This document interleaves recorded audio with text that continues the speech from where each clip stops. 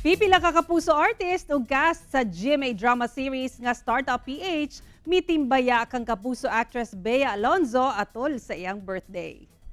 Sa Instagram post ni Bea, usa sa iyang gi-share ug gipasalamatan ang gihatag nila kapuso primetime king and queen Dingdong Dantes ug Marian Rivera nga bouquet of flowers. Nagpost sab si kapuso actor Jeric Gonzalez sa iyang social media account ug happy birthday kang Bea nga matud pa sa aktor dream come true gayud nga iyang nakatrabaho ang aktres. Samtang unyang gabi sa Startup PH, magpadayon ang selebrasyon sa grupo nila Danny, Dave, Tristan, Jefferson ug Wilson alang sa birthday ni Dave.